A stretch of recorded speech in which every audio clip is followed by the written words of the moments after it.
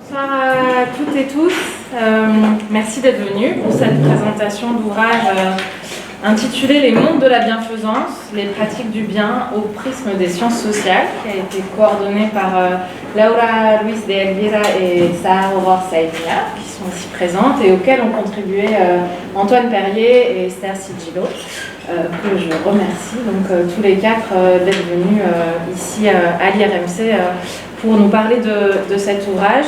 Je vais juste présenter donc, nos intervenants et intervenantes très rapidement, et ensuite je vous laisserai la parole pour environ 45 minutes. Je crois que vous êtes répartis entre vous le temps de parole, et puis ensuite la parole sera ouverte à la salle, et si vous voulez poser des questions, intervenir pour réagir donc, aux présentations. Laura est politiste, chargée de recherche à l'IRD, l'Institut de recherche sur le développement. Elle est rattachée au CEPED, le Centre Population et Développement à Paris, et elle a travaillé sur les pratiques de bienfaisance, mais aussi plus largement en sociologie de l'engagement et de l'action collective, principalement sur le terrain syrien, mais j'imagine que tu nous expliqueras aussi peut-être les autres terrains sur lesquels tu as travaillé. Sahar Saïdia est sociologue du politique, postdoctorante à l'Université libre de Bruxelles, rattachée au laboratoire OREPI, Recherche et études en politique internationale, et elle a travaillé essentiellement sur les rapports ordinaires aux politiques à partir du terrain iranien, et elle s'est intéressée aussi à la sociologie du politique sociale, sur laquelle tu reviendras aussi probablement. Ensuite, Antoine Perrier est historien, chargé de recherche au CNRS, rattaché à l'IREMAM, l'Institut de recherche et d'études sur les mondes arabes et musulmans à Aix-en-Provence.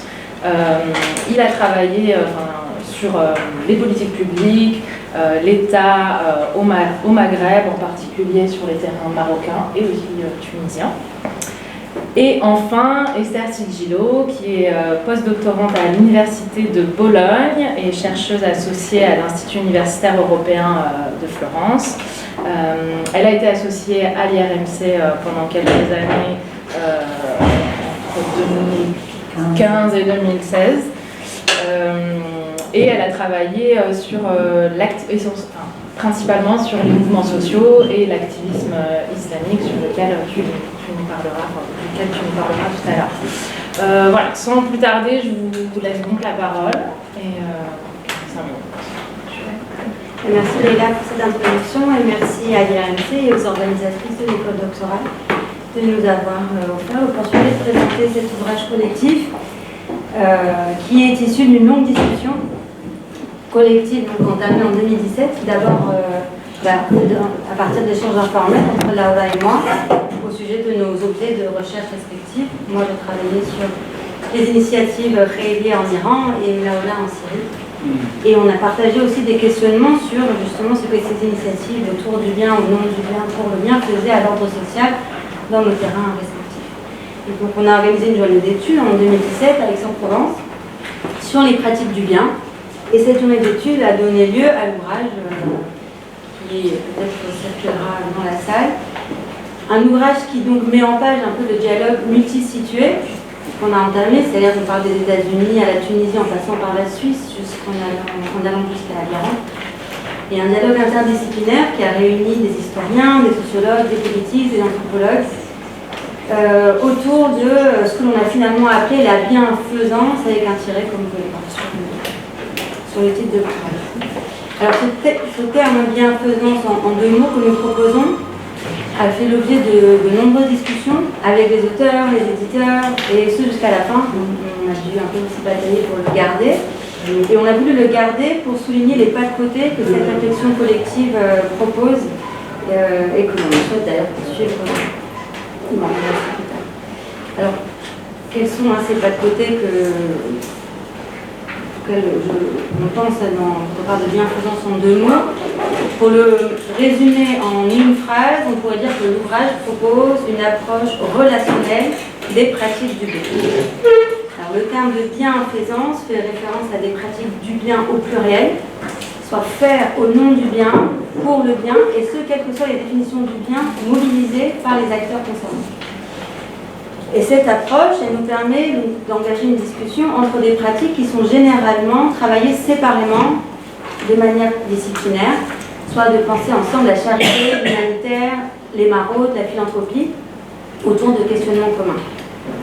Donc il s'agit de discuter ensemble de multiples formes de bienfaisance qui participent au gouvernement du social dans un contexte donné, de faire donc discuter des mouvements de solidarité internationale, des dons de grandes fortunes, avec des pratiques qui sont moins spectaculaires mais quotidiennes, d'acteurs associatifs ou de réseaux informels. Et faire cela tout en poursuivant la réflexion comparative sur des pratiques du bien qui se déploient dans des contextes historiques, sociaux, politiques pluriels. Des sociétés contemporaines des Amériques aux pays asiatiques en passant par la Judée antique ou le Moyen-Orient du XIXe siècle. Ce que l'on voit dans l'ensemble des chapitres, c'est que ces pratiques du bien, elles précèdent l'institutionnalisation étatique de la prise en charge des vulnérabilités sociales. Elles accompagnent l'émergence des questions sociales et les différentes réponses qui ont été apportées à ces questions. Et elles se poursuivent aussi avec les reconfigurations contemporaines du welfare. Donc c'est dans cette perspective assez générale que notre ouvrage collectif explore la diversité des mots, des pratiques, des acteurs qui forment les mondes de la bienfaisance. Et chacune des parties de l'ouvrage met le projecteur sur l'un des termes de ce triptyque, même si en réalité, comme on y reviendra, les différentes contributions rappellent régulièrement que ces trois éléments sont en fait toujours liés. Donc, qu'est-ce que cette approche relationnelle dont Sarah a parlé nous permet de voir? Elle nous semble essentielle car, comme le rappelle Myriam Catus dans son introduction de la première partie de l'ouvrage, il y a trois parties et donc trois introductions à chacune des parties. L'acte de bien est en soi un acte de lien.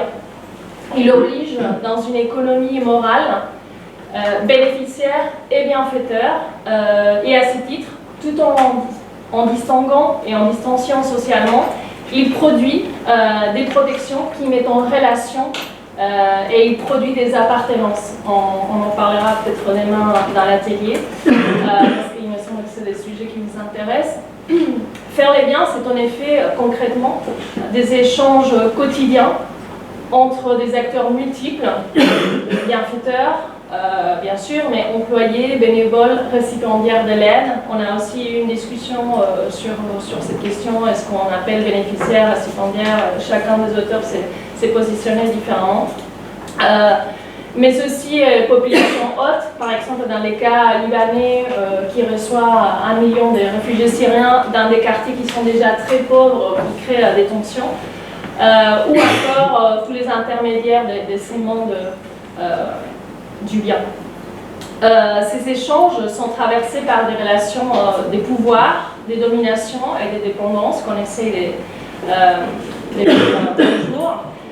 Et donc cette approche relationnelle signifie ici de mettre l'accent sur ces rapports à géométrie variable qui prennent forme entre ces ensembles variés d'acteurs. Et voir comment dans ces rapports, la pratique du bien est renégociée et redéfinie au jour le jour, les ajustements, que ce soit au niveau de son contenu, de sa forme organisationnelle ou de son degré de professionnalisation. Pour faire sens de cette pluralité, nous nous sommes appuyés sur une démarche comparatiste et non d'une comparaison per se. Confronter le regard disciplinaire sur un même objet, ça n'allait pas de soi. Aussi mettre en discussion divers cas empiriques, des périodes très différentes. Et on a essayé de dégager des régularités sociales, mais tout en restant attentif à la singularité de chaque cas étudié. Et c'est comme cela que nous avons construit un peu le comparatisme des questionnements qui travaillent l'ouvrage. Amine, c'est toi qui as...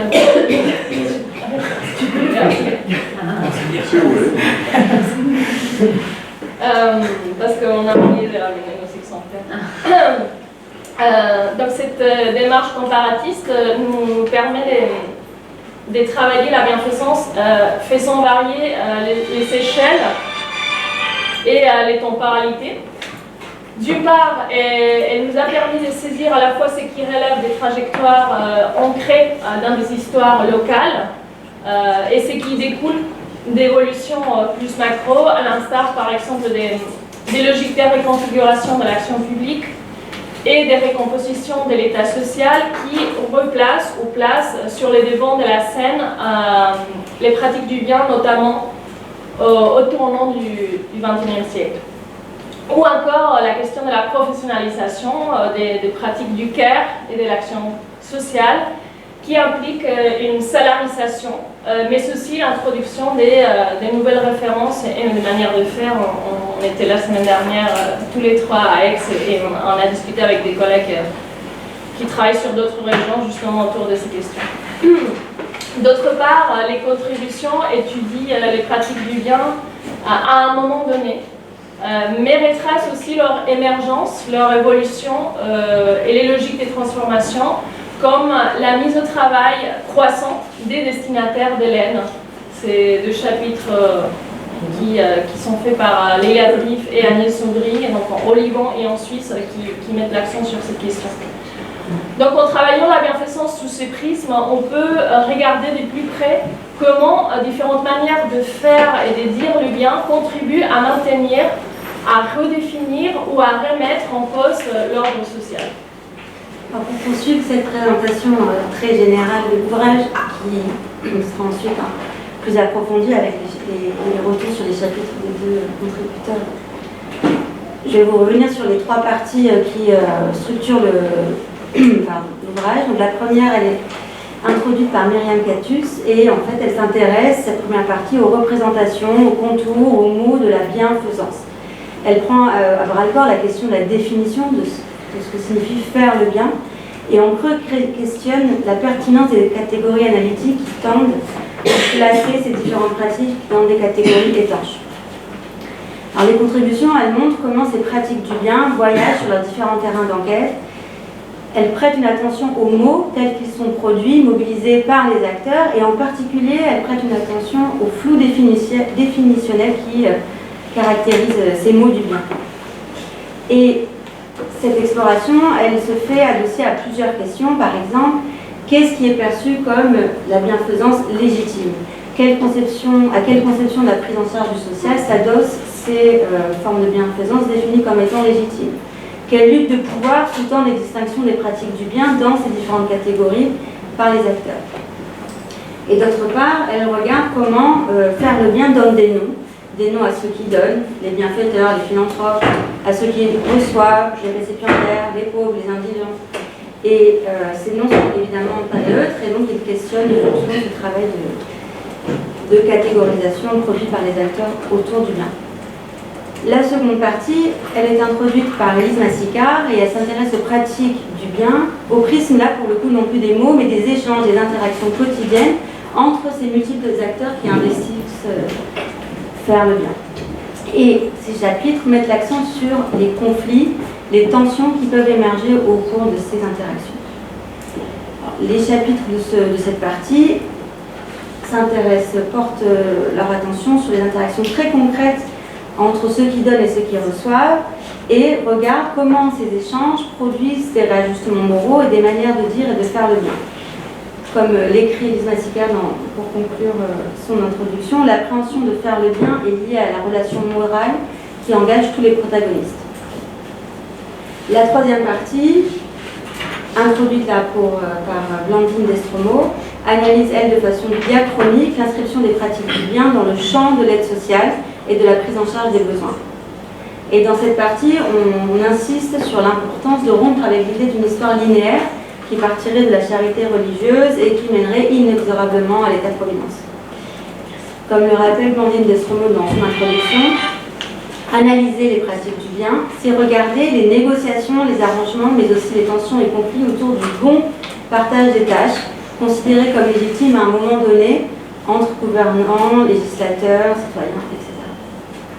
Et l'ensemble des textes de cette partie rappelle que dans la répartition de ces tâches et de ces responsabilités se joue aussi la question de ce qui fait exister l'État ou de ce qui produit l'État dans un contexte social et historique donné.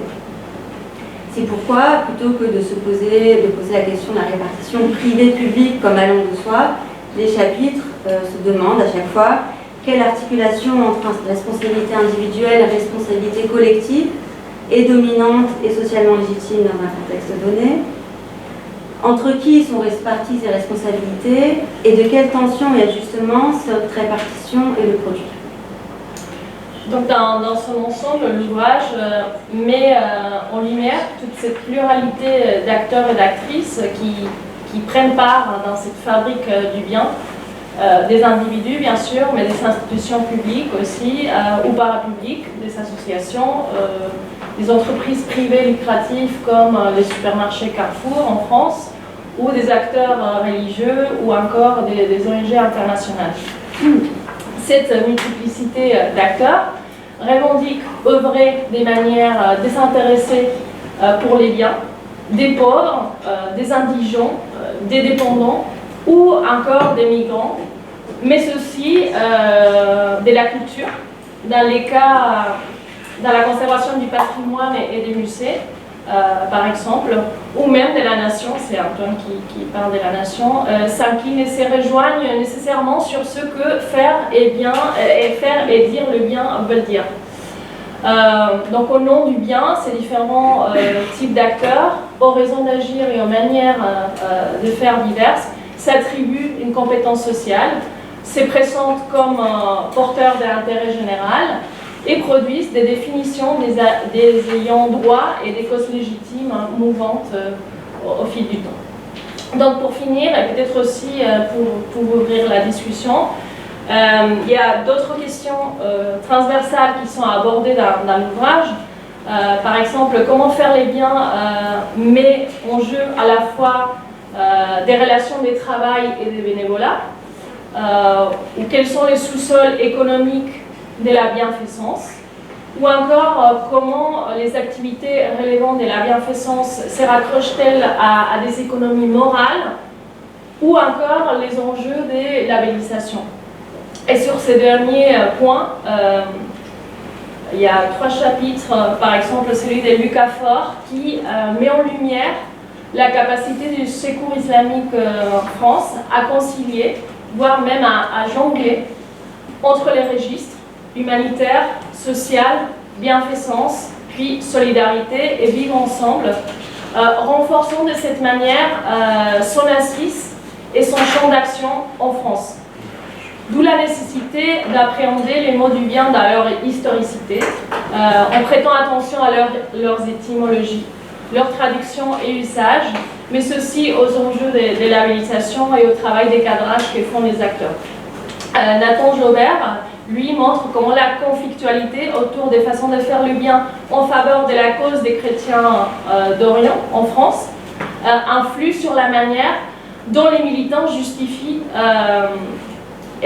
racontent et catégorisent leur engagement, ce qu'il appelle l'engagement bienfaisant.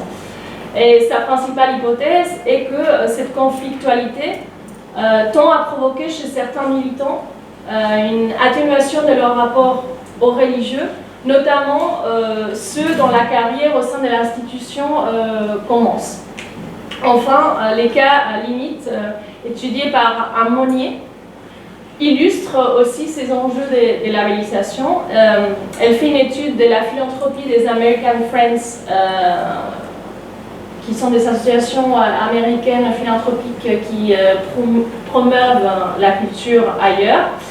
Et donc elle rappelle qu'il n'est pas évident de qualifier son activité de bienfaisante et que cette qualification exige un travail.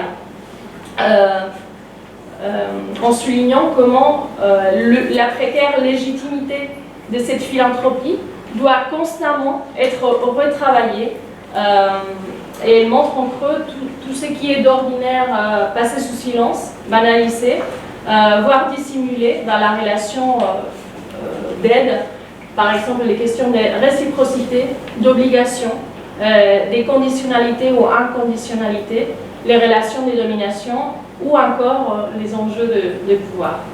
Et donc maintenant on va passer aux exemples des chapitres plus concrets parce qu'on est resté très général. C'est toi qui vas commencer, j'imagine. Parce que c'est le passé. Merci beaucoup Laura. Je m'associe moi aussi aux remerciements adressés à l'IRMC pour cette invitation et cette conférence. Je vois que nous sommes nombreux, malgré la présentation concurrente de notre ouvrage à l'Institut français. Et je remercie d'autant plus, ces remerciements sont d'autant plus vifs aux deux co-auteurs de cette, deux coordinateurs de cet ouvrage, puisque celui-ci d'abord aboutissait à l'issue d'une journée qui était réellement comparative, réellement pluridisciplinaire, donc réellement intéressante, ce qui arrive, et par ailleurs a développé pour moi des sujets de recherche qui sont maintenant, comme je l'expliquerai, d'abord en partant de sujets de problématiques de ma recherche doctorale, des sujets de ma recherche plus généralement postdoctorale. Donc c'est pour dire que les journées d'études parfois servent vraiment à quelque chose. Bon. Alors ma communication, mon chapitre dans l'ouvrage portait sur l'administration des WAQF, donc des fondations pieuses, qu'on dit aussi Habous, plutôt au Maroc, à la période coloniale.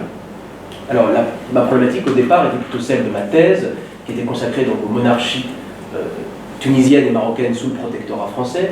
Donc en gros la question était de savoir comment ces administrations anciennes s'étaient maintenues et avaient résisté à la domination coloniale française à partir de leurs archives. Et dans cette interrogation, il y avait plusieurs débats sur les limites exactes de l'État, qui était fonctionnaire, qui n'était pas fonctionnaire, d'après les Français, d'après les puissances coloniales et d'après les acteurs tunisiens et marocains eux-mêmes. Et l'administration des fondations pieuses, comme vous allez le voir, était un cas d'étude particulièrement intéressant. Alors qu'est-ce que c'est peut-être qu'un WAQF, même si je pense que beaucoup d'entre vous le savent, c'est donc une fondation pieuse, c'est en gros un legs qui est fait par un particulier à sa mort, et dont les revenus, par exemple d'une terre ou d'un immeuble loué, vont servir à une cause précise, soit à des bénéficiaires précis, soit et ou à une cause d'intérêt public, comme l'assistance aux pauvres, et de toute façon, à la mort des bénéficiaires, ce bien rentre en quelque sorte dans la communauté. Il est géré par une administration qui en Tunisie est créée en 1875 par Khayr el-Din, une sorte de ministère des fondations pieuses, la Jama'iyat al-Waqaf, qui est créé à ce moment-là et qui est maintenu, donc, comme toutes les autres institutions, par le protectorat français.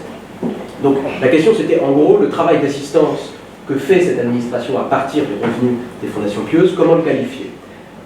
Il y a une tension ici entre une évidente participation à un intérêt public, qui était notamment contenue dans la notion juridique de maslaha, qui est souvent traduit par le bien public, cause commune, mais en même temps aussi une forme de domination locale, communautaire, religieuse, charitable, interprété, vous allez le voir, par les Français comme étant hors de l'État. Donc à partir d'une enquête dans les archives nationales de Tunisie, qui sont présentes ici à Tunis, il est toujours bon de rappeler la richesse et la qualité, documents essentiellement de langue arabe, et contrairement à beaucoup de documents plutôt des archives coloniales, voir comment ce service accomplissait en fait une mission d'assistance publique, ce qui est lié, on le verra, aux mêmes problématiques actuelles, sur lesquelles, des questions plus larges sur lesquelles je conclurai mon intervention. Bon, sur un plan historiographique, il y a évidemment une proposition d'histoire coloniale assez évidente, je crois qu'on le comprend, la parité documentaire, restituer un regard à partir de sources en arabe, pas uniquement de sources en français, et reconstituer en fait une vision, une vie de l'État en dehors des quelques façons dont elle avait été résumée jusqu'à présent par l'historiographie sous le protectorat. En gros, les monarchies qui sont maintenues sont simplement une façade.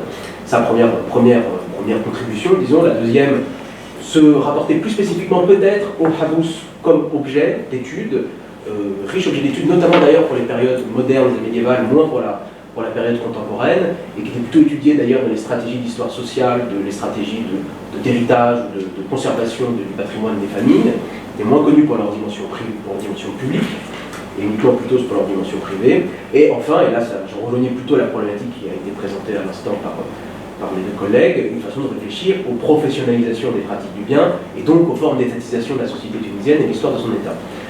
Je dirais en résumé, l'idée centrale du chapitre, c'est que ce qui allait autrefois de soi, disons jusqu'à la fin du XIXe siècle, jusqu'à la période coloniale, c'est-à-dire que cette pratique du bien était à la fois une vocation religieuse, une vocation pieuse, mais aussi une mission d'assistance publique de la communauté, mais aussi de l'État, eh bien cette idée qui allait de soi commence à devenir impossible à la période coloniale. Et que cette division que vont introduire les Français contre la plupart des acteurs tunisiens va en fait donner l'espace qui ensuite permettra à Bourguiba d'abolir en 1957 les fondations pieuses et à laïciser en quelque sorte cette administration. Donc, Pour voir cette tension entre les pratiques du bien religieuses et les pratiques du bien d'État, j'ai pris 3 observatoires. Le premier, c'est la question du bénéficiaire, à qui on donne et quoi. Le deuxième, c'est le débat sur la nature juridique de l'institution de la Jamariat al-Awqaf.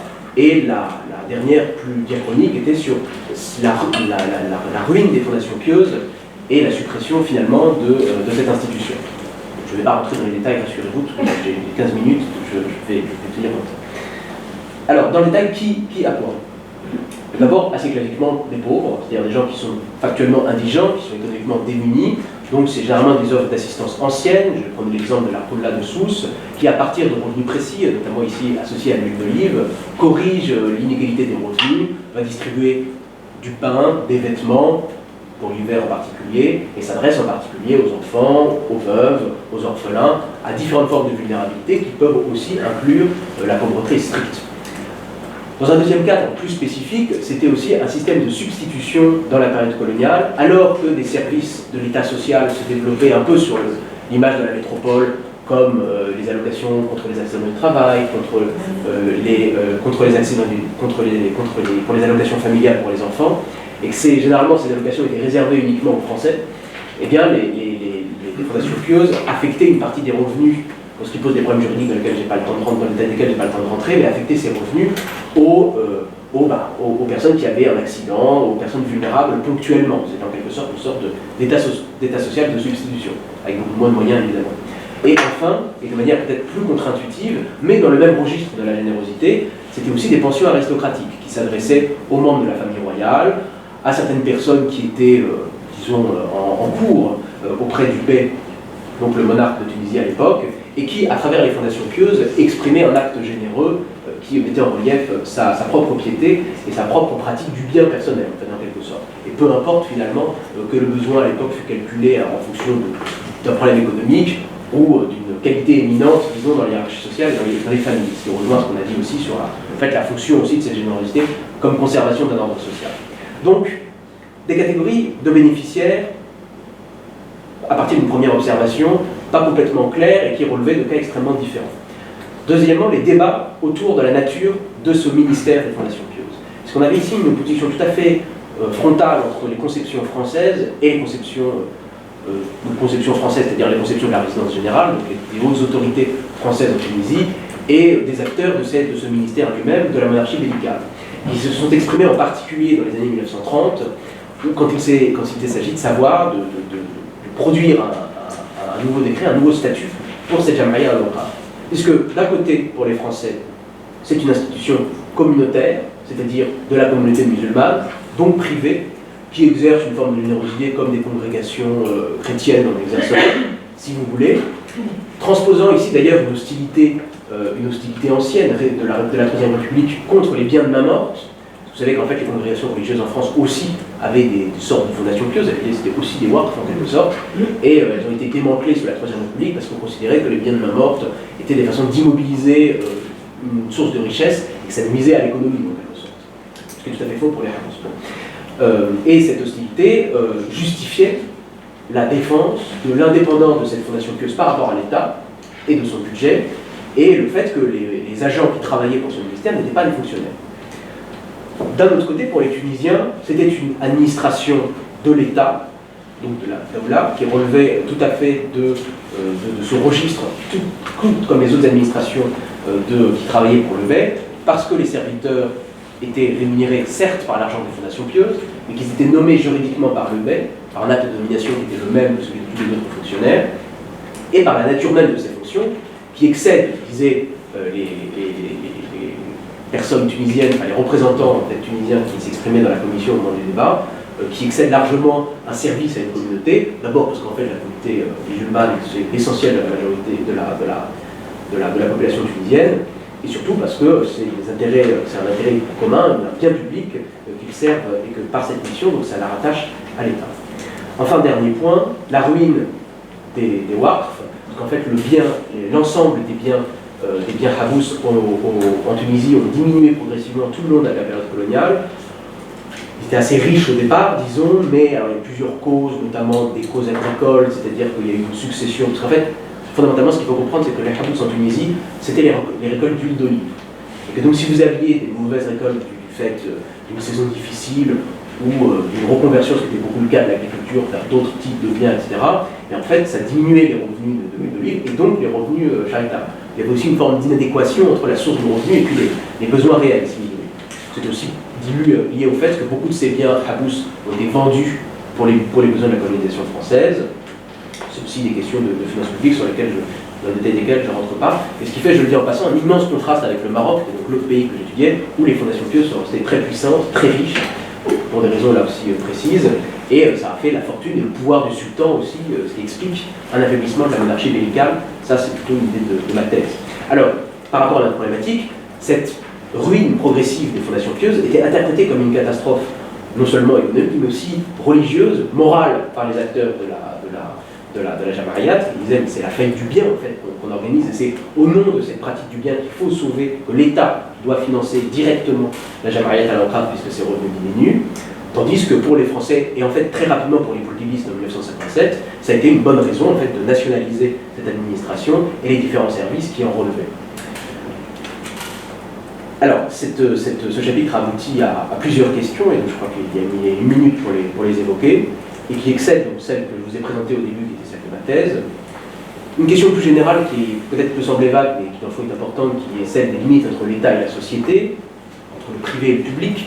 Il y avait d'ailleurs un numéro, je crois, qui était paru aux éditions de l'IRMC qui était consacré à ça, un livre collectif sur les publics et privés en islam, en fait, et dans le monde musulman, qui sont des notions compliquées, floues, sur la nature des bénéficiaires, sur l'essence même de la pauvreté. Qu'est-ce que c'est être pauvre dans le fond en Tunisie en 1981? Est-ce que c'est être un aristocrate ruiné? Est-ce que c'est être un orphelin? Comment on calcule économiquement la pauvreté et les sens qui s'enrichissent de la pauvreté avec des nouvelles formes, par exemple comme les chômeurs, liées aussi aux transformations économiques de ces pays? Deuxième question, c'est l'adéquation, les formes d'adéquation entre une offre d'assistance, donc par exemple ce modèle des fondations pieuses, avec les nouvelles formes économiques de la pauvreté que je viens d'évoquer, qui ne se multiplient pas nécessairement, contrairement à ce qu'on pouvait croire dans les années 60 à la période coloniale, mais en tout cas changent massivement de nature. Et enfin, est-ce que l'apparente économicisation de la définition des pauvres, c'est-à-dire qui est de plus en plus collée à une intelligence économique, plutôt que par exemple certaines prescriptions religieuses qui faisaient des pauvres, donc des bénéficiaires de la zakat et de la sadaqa, des étudiants, les talbas, mais aussi les cheikh, leurs professeurs, toute une catégorie de personnes, les chafa, les descendants des prophètes. Est-ce que cette apparente économisation de la pauvreté est aussi un signe de sécularisation, qui n'est pas forcément évident? Et enfin, comment questionner cet apparent contraste entre un très fort lien, encore aujourd'hui d'ailleurs, entre le pouvoir et les pauvres, parce que vous savez peut-être que le roi Mohamed VI au Maroc s'est présenté à l'avènement de Soreille comme le roi des pauvres, Malik al-Fouqara, et une faible institutionnalisation de la protection sociale, dont d'ailleurs beaucoup de sociologues et de travaux qui ont été menés ici ont montré le caractère et les formes de délégation multiples de la question sociale à des acteurs plutôt privés, comme les associations, qui me permettent de faire une transition improvisée. Merci pour ce lien. Et je me réjouis immensément à l'IRMC, à Laëla, mais aussi à Sahar et Laura pour m'avoir inclus dans cette aventure collective. Je m'excuse déjà pour mon français, donc si je ne suis pas claire. Donc, mon chapitre porte sur l'analyse des trajectoires de la charité islamique au sein du mouvement islamiste tunisien depuis sa création à la fin des années 60 et sur les transformations de la charité islamique. Donc, la première chose qu'il faut dire, c'est que comparé à d'autres pays du monde arabe, l'évolution de la charité à référence islamique en Tunisie suit des logiques qui sont particulières par rapport à d'autres pays. En effet, jusqu'à 2011, la majorité des activités caritatives étaient menées par l'État dans un cadre d'instrumentalisation politique de l'aide sociale qui excluait les opposantes, comme par exemple les militants du mouvement islamiste. Différemment de l'Égypte, par exemple, où les frères musulmans avaient des associations qui pouvaient recevoir la zakat et les sadaqas. Donc, dans un contexte de forte répression des réseaux islamistes, l'expression charité islamique dans mon chapitre fait référence au mouvement islamiste tunisien et aux pratiques caritatives qualifiées génériquement par ses militants comme les biens al-Khaïr, qui prend une signification politique en opposition au monopole de la religion, et de la charité et de la part de l'État avant 2011.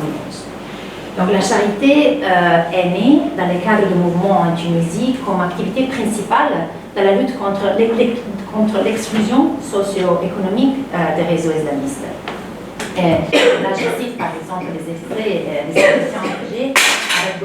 Avec Bourguiba, toutes les institutions religieuses du pays étaient confisquées. Mais heureusement, Ghanouchi a constitué les groupes islamiques pour combattre la religion d'État, un instrument de pouvoir contre le contrôle de la société. Grâce à la création de nouveaux groupes islamiques, on a pu continuer à faire les biens de la grâce de Dieu. Et encore, sous le régime de Bourguiba et de Ben Ali, on faisait toujours de la charité en cachette, chez les familles les plus pauvres des prisonniers politiques, et aussi chez les veuves et les orphelins. Donc, qu'est-ce qui change après 2011, après la chute du régime de Ben Ali? La sortie de la clandestinité des mouvements a conduit certains de ces militants à poursuivre des parcours d'engagement différents. Donc, au-delà des quartiers Nafta, les associations sont devenues des nouveaux espaces d'engagement. Et c'est notamment grâce au décret loi 88 de 2011 qui a facilité énormément les procédures administratives pour la création des structures associatives. Après la Révolution, donc le champ associatif apparaît dans ce contexte comme un lieu d'engagement alternatif à l'engagement partisan en tant que forme d'activisme islamique. Et là, je cite encore, après la Révolution, nous pouvions choisir de continuer à jouer un rôle dans le parti ou bien participer à des activités sociales du mouvement Ennahda. Moi, j'ai décidé de m'engager dans l'association caritative car je m'occupais du volet social dans le cadre du mouvement de tendance islamiste. Donc, dans le cadre de l'ouvrage, de la charité islamique tunisienne dans le secteur associatif apparaît particulièrement important pour saisir l'articulation entre la transformation des pratiques de charité et la reconfiguration du jeu politique en Tunisie après 2011. Et mon analyse s'appuyait sur un travail de terrain composé d'entretiens avec des membres des associations caritatives, en particulier des membres fondateurs et fondatrices, des anciens militants et militantes du mouvement de tendance islamiste, pour la plupart multipositionnés entre les partis et les associations. Mon terrain s'appuyait aussi sur des sessions d'observation participantes des principales activités des associations caritatives, comme la distribution du koufar de Ramadan ou la distribution du matériel pour la rentrée scolaire, et aussi des événements auxquels les associations caritatives de plus en plus ont été invitées, par exemple des séminaires de formation organisés par les bailleurs de fonds. Je me suis appuyée aussi sur la littérature grise, donc les brochures, les rapports des associations pour analyser justement les discours et la transformation du discours, et sur les réseaux sociaux, donc comme Facebook, qui était un outil très important pour l'analyse. Et bien évidemment, j'ai également interviewé des militants du parti Ennahda, et pour chaque gouvernorat que j'ai analysé, c'était Tunis, Siliane, Sfax et Medellin, j'ai interviewé des représentants de l'administration déconcentrée des collectivités locales. Donc j'ai divisé mon chapitre en 3 parties qui correspondent à 3 phases de la transformation de la charité islamique tunisienne, selon une approche diachronique. Et cette approche diachronique a permis de décrypter comment les pratiques du bien et leurs référentiels se sont transformés en lien avec les changements sociopolitiques du pays. Donc, dans la première partie, je suis revenue sur le développement de la charité islamique lié à la création du mouvement islamiste tunisien à la fin des années 60, dans le contexte de la répression des opposants politiques et de la charité d'État. Dans la deuxième partie, j'ai analysé l'essor des associations caritatives après 2011 dans un contexte de libéralisation du champ politique. Et au moment de leur création en 2011, ces nouvelles associations caritatives se sont présentées comme des acteurs sociaux capables de mettre en place des manières alternatives de faire les biens par rapport aux politiques sociales de l'ancien régime. Et donc, pendant les 2 premières années qui ont suivi la révolution, dans un contexte politique qui était caractérisé par une forte polarisation, la plupart de ces associations, pour se distinguer par rapport aux associations de charité séculière, ils ne faisaient pas référence aux politiques sociales, mais plutôt à la religion. Parce que la référence à la politique sociale, c'était quand même lié à l'approche des contrôles de la société de l'Ancien Régime. Et là, je cite encore, on ne le fait pas par intérêt politique, on ne le fait pas pour les pauvres, pour nous, c'est une obligation, c'est notre religion, on le fait pour Dieu. Donc, les actions de charité sont souvent couplées avec des activités de da'wah. Les dons distribués sont financés à travers la collecte informelle des zakat et des sadaqa, après des hommes d'affaires, je cite, parce qu'il n'y a pas d'institution publique en Tunisie pour la régulation de la charité religieuse, et raison notamment de la campagne modernisatrice entamée par Bourguiba. Et en même temps, pendant cette phase, donc la phase entre 2011 et 2013, les frontières entre les travail associatifs et les travail politiques sont brouillées. Et je cite encore, au début, l'association faisait tout. Il n'y avait pas une véritable distinction entre activité politique et activité sociale.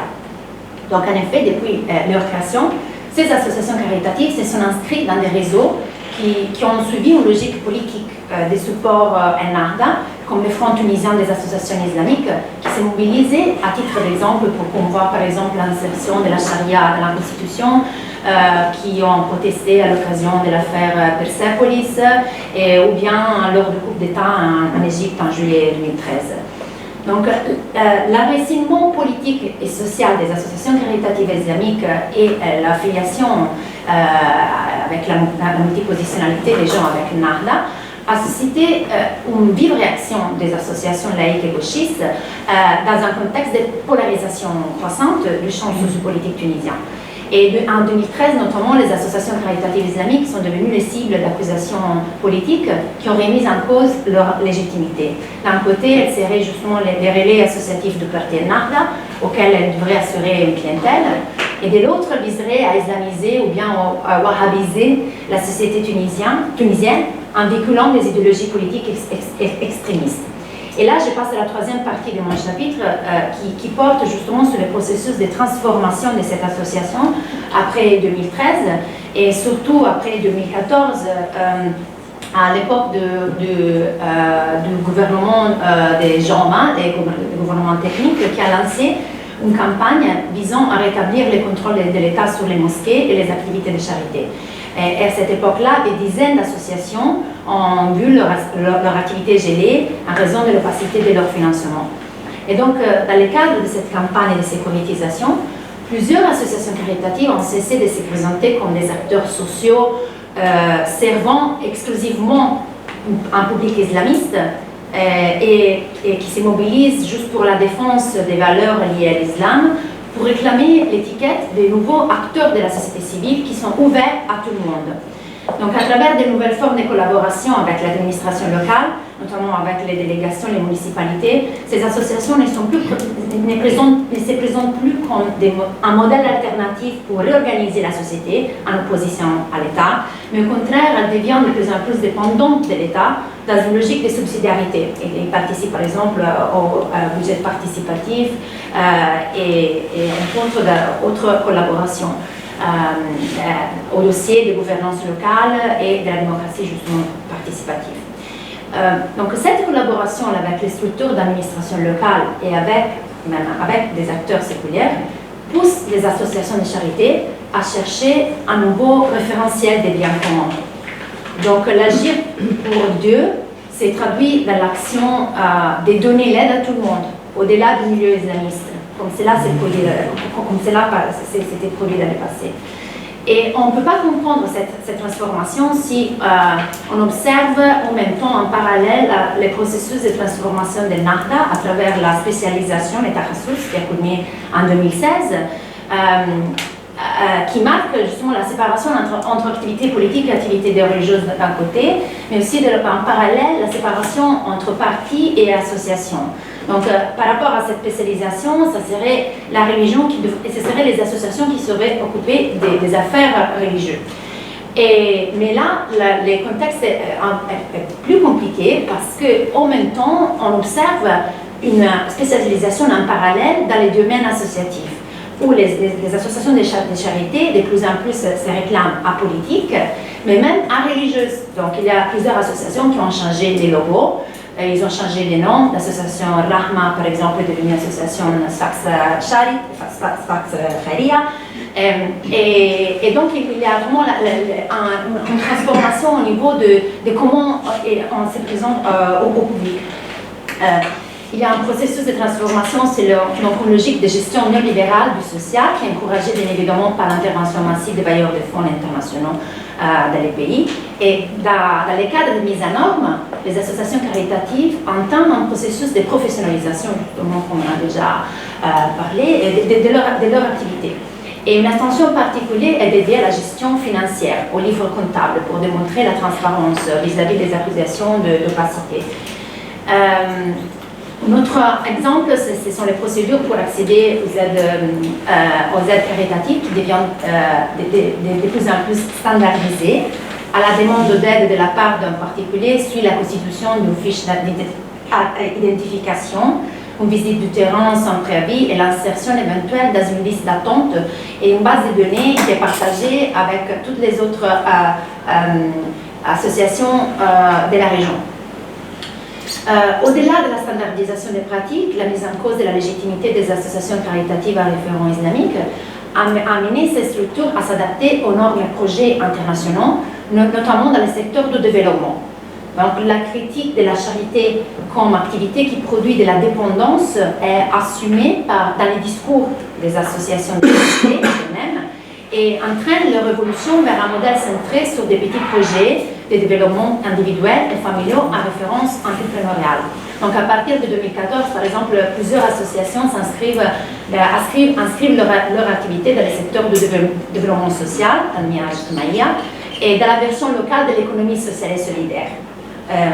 Donc dans ces cadres, les associations caritatives islamiques ont commencé à se mettre en compétition avec les ONG laïques pour attirer les financements internationaux.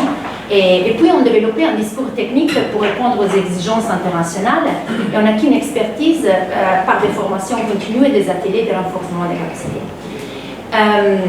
Cela dit, et je vais vers la conclusion, j'imagine, parce que j'ai toujours des problèmes de time management. Donc, ces nouveaux positionnements, on observe à travers le terrain que ces nouveaux positionnements n'a pas complètement fait disparaître la référence initiale de la plupart des associations, qui continuent quand même à afficher, même si implicitement, leurs valeurs islamiques, tout en s'adaptant à un nouvel environnement et aux normes qui sont dominantes et qui sont diffusées par les bailleurs de fonds. Et par rapport à mes interlocuteurs, cette évolution suit les programmes d'élaboration dans l'islam moderne, je cite. Et c'est-à-dire la conception de solutions techniques pour organiser tous les domaines de la vie selon les normes islamiques. Et je cite encore.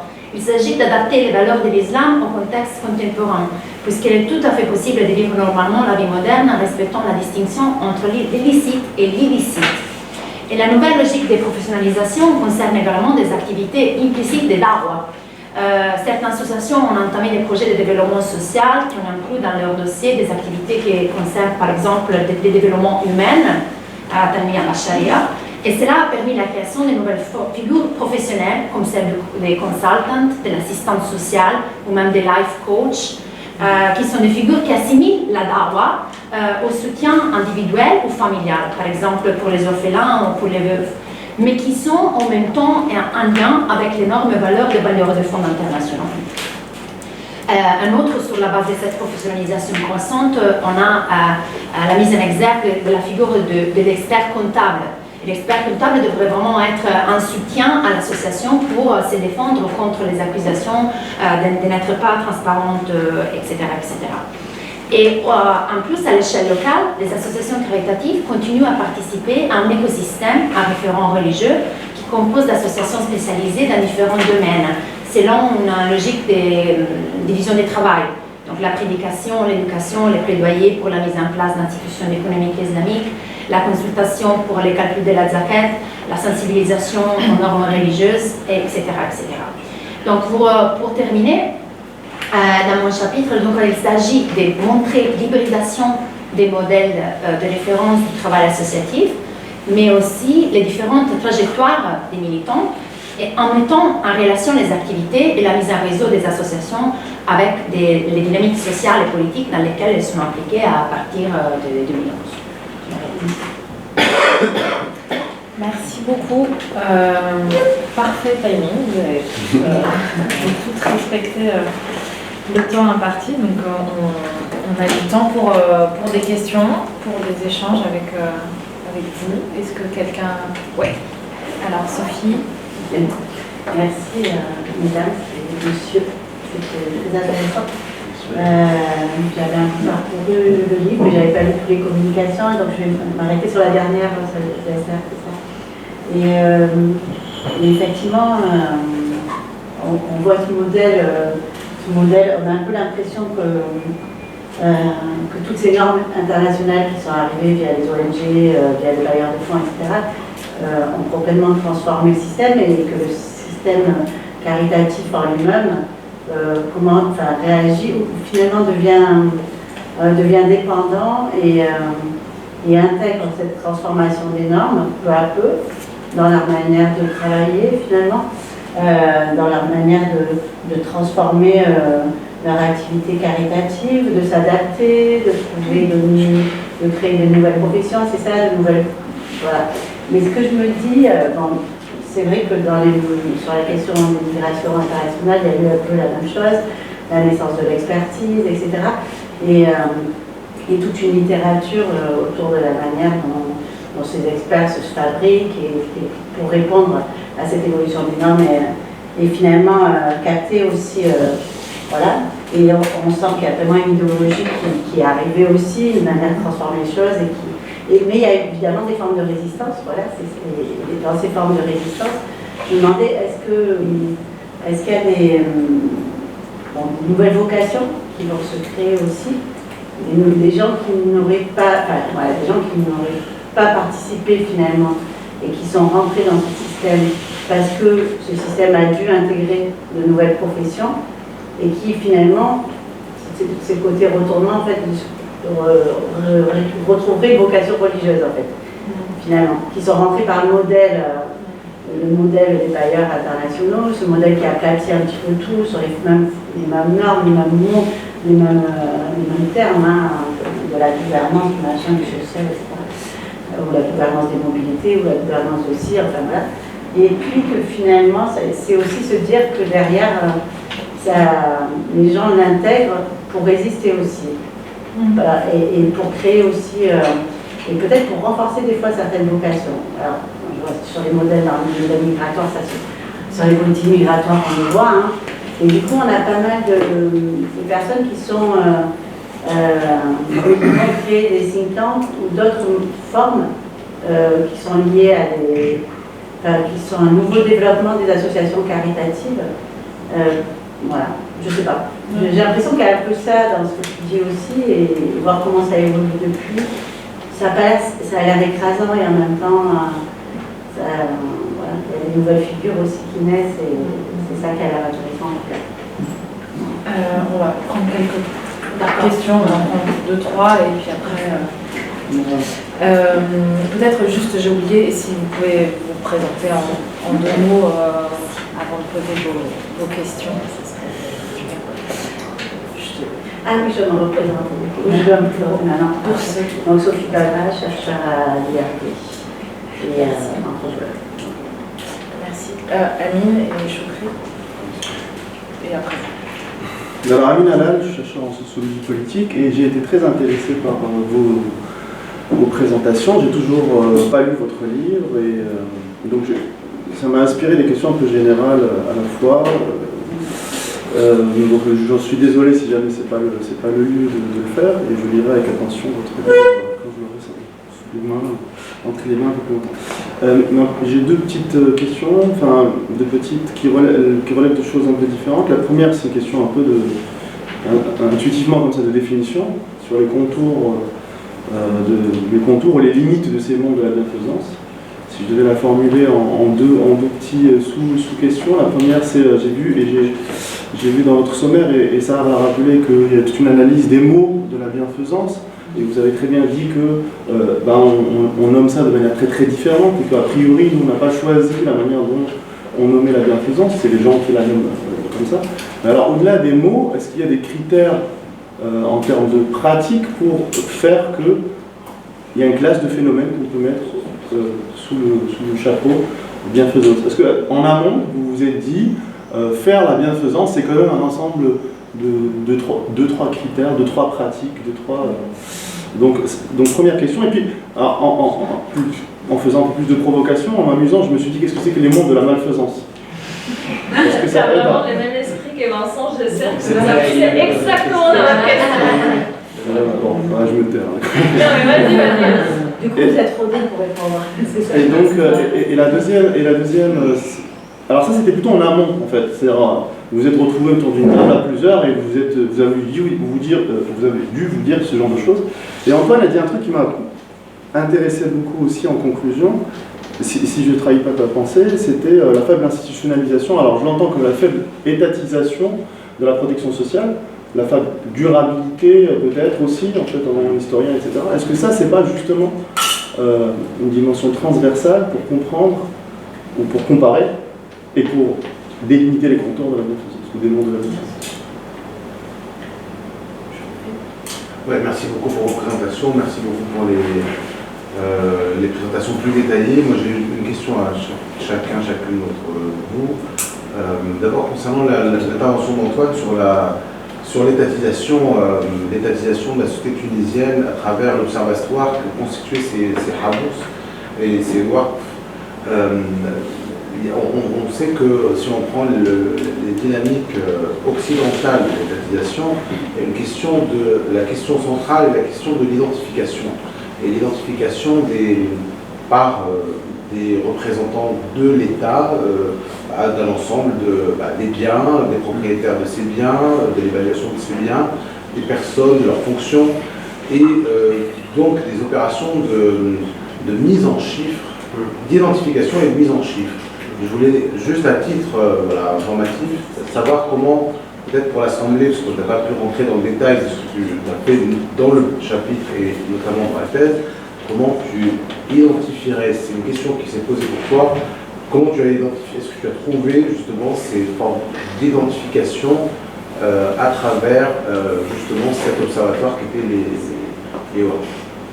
Et pour Esther, j'ai une question concernant qui prolonge un peu la question posée par Sophie, sur finalement, qu'est-ce que le registre c'est un registre, c'est pas forcément international, mais il y a quand même ici l'adoption de formes internationales de bienfaisance ou une espèce de normalisation internationale que tu retrouves en Tunisie. Qu'est-ce que ça change vraiment aux pratiques de bienfaisance concrète de ces associations? Si tu as observé ça sur un temps plus long, c'est-à-dire la transformation de ces associations avant et après, ou alors la naissance de nouvelles associations après 2011, puisqu'elles ont évidemment pullulé, ou en tout cas le nombre a explosé, les trajectoires de ces personnes qui ont créé ces associations et comment elles ont transformé ou pas leurs pratiques. Est-ce que ça change quelque chose vraiment à ce qu'on fait, à ce que font ces associations? Je t'ai pas présenté. Choqué. Ah oui, je suis maître de conférence en sciences politiques à Paris Dauphine. Je vous remercie la modératrice. Je vous félicite de votre brillante présentation. En fait, moi, je me nomme Abdoulaye Diallo, en provenance du Sénégal. Je suis doctorant au niveau de l'Institut Makoter et aussi au niveau de l'IPA, au niveau du Sénégal. En fait, moi, j'ai 4 questions qui sont très simples. La première, c'est quel est l'objectif de votre ouvrage collectif?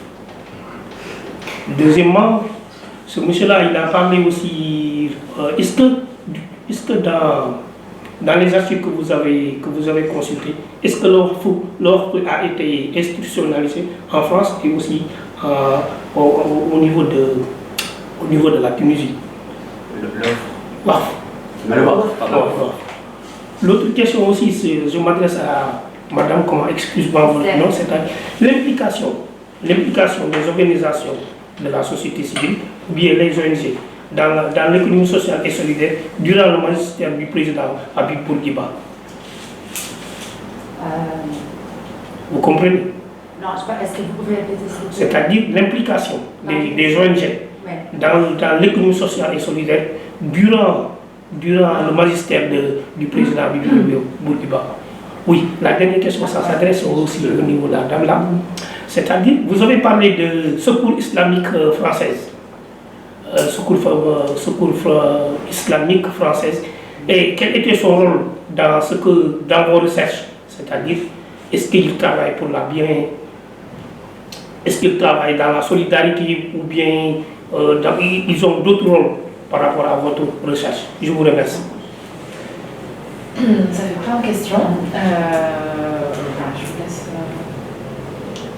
choisir. Je peux commencer par répondre à celle d'Amine sur les contours. C'est la plus générale, ça vous permet ensuite d'approfondir certains des points. Alors, nous, on n'avait pas en amont d'objets prédéfinis. En fait, ça a commencé par des discussions informelles entre nous deux, qui travaillions toutes les deux sur des pratiques qui se définissaient comme très liées, dans des contextes différents, et qui recouvraient des manières de faire, des activités, des acteurs quand même assez différents, avec des, on va dire, malgré ces différences, cette sensation qu'il y avait quelque chose qui se jouait dans l'ordre du principe d'action, ce qui anime l'action. Et donc, de réfléchir, de questionner, donc à quoi servait l'ouvrage. En fait, c'est pour réfléchir ensemble et explorer finalement ce grand chantier qu'on est loin d'avoir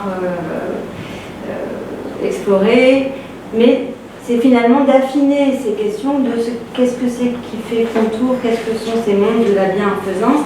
Et ce mot en deux termes, c'est vraiment pour insister sur l'idée de pratique sociale, faire le lien. Et dans ces échanges, si je devais, on a une définition dans l'introduction qui est finalement assez vague, enfin pas vague, assez large, je veux dire, plutôt que vague, et qui parce qu'elle problématise, elle met l'accent plus sur cette problématisation autour d'une pratique que de donner une catégorie rigide. On a défini ça comme l'ensemble des pratiques de gouvernement de soi et des autres par le bien et des pratiques de mobilisation de soi et des autres pour le bien. Voilà, j'ouvre d'autres portes avec cette définition-là plutôt que clore le débat, mais ça nous a semblé être finalement ce qui permettait de faire le lien entre toutes ces manières de dire et de faire le bien que qu'on a évoqué. Et ça te fait... Tu me réponds sur l'objectif de l'ouvrage et un peu j'enchaîne sur... Ah ben j'ai répondu sur l'ouvrage. Parce que je me suis même dit que j'avais fait une transition vers les mondes de la malfaisance, puisqu'en s'intéressant au principe d'action. Il y a l'idée aussi d'une action morale, une affaire de cœur, etc. Ça t'amène aussi à la malfaisance. La malfaisance, oui. Non, en fait, voilà, c'était la question que Vincent nous avait posée à l'IRENAM et en effet, on n'avait pas du tout eu des propositions à la journée d'études qui est de l'ouvrage dans ce sens-là, mais en réfléchissant pour répondre à Vincent, on s'était rendu compte qu'en fait, il y avait vraiment de quoi travailler. Vincent, il avait évoqué la question, par exemple, du kidnapping des enfants dans l'Espagne sous Franco par des religieuses au nom d'un bien, de donner des enfants à des bonnes familles qui vont bien éduquer, etc. Bien sûr, ça peut être aussi des pratiques de corruption sous la bannière des charities. Il y a aussi, et ça a été beaucoup plus étudié, la question des liens entre les djihadismes et les associations islamiques, mais bon, ça nous amène à toute une autre littérature hein, sur comment les zakats, les khayr, etc. est utilisé ensuite pour financer des actions terroristes, etc. Mais on n'avait pas eu des réponses dans ce sens-là. Juste pour l'objectif de l'ouvrage, donc pour compléter, moi je pense vraiment, et c'est notre présentation aller dans ce sens, l'idée c'était vraiment de penser ensemble des pratiques du bien qui sont souvent étudiées de manière complètement différente. C'était aussi de réfléchir dans une approche comparatiste, avec des régions très différentes et des temporalités très différentes. Et un dernier point oui, et vraiment c'est insister sur cette approche relationnelle. Ça c'est surtout la deuxième partie de l'ouvrage, mais vraiment sur les conflits qui sont générés au quotidien, sur les tensions, sur vraiment être au plus près des réajustements qui sont amenés par l'action elle-même. Je pense que ça c'est un peu peut-être les trois choses différentes qu'on essaie de proposer. Ensuite pour les CIF, pour le Secours Islamique France, c'est pas mon chapitre. C'est les chapitres de Lucas Faure qui fait sa thèse sur ça et qui a déjà écrit plusieurs articles que vous pouvez trouver sur Internet. Mais en fait, ce qui était intéressant dans son chapitre, si je me souviens bien, parce que ça fait longtemps qu'on a travaillé sur ces textes, c'était justement sur le fait que les Secours Islamiques France, qui à la base était un acteur humanitaire, donc qui faisait l'humanitaire ailleurs, dans les pays musulmans, a été amené de plus en plus à travailler en France et donc à redéfinir un peu son action, mais aussi ses registres de justification, de légitimation et ses rapports au pouvoir public en France. Et donc, il parle un peu de cette transformation de l'humanitaire ici en France et là-bas, et comment on passe du registre humanitaire à la solidarité, à la solidarité menée par des acteurs qui en plus doivent se justifier dans un contexte français où on peut les accuser de communautarisme, etc. Donc il met aussi en lumière un peu quels sont les équilibres, un peu les précautions qu'il mène, par exemple comme un changement des logos, là encore. Voilà, mais je vous invite, si ça vous intéresse, à lire son chapitre parce qu'il explique beaucoup mieux que moi. C'est un terrain que je ne connais pas. Voilà. Je peux répondre. Merci pour la question qui m'aide vraiment à discuter mieux certains points que je n'avais pas pu toucher pendant la présentation. Donc, pour répondre à la question de Sophie, ouais, c'était très intéressant. En fait, l'idée, c'était d'observer vraiment comment cet acteur que j'ai interviewé internalise cette norme-là et comment il donner du sens, il donne le nouveau sens et vraiment c'est comment cette relation entre les bailleurs de fonds.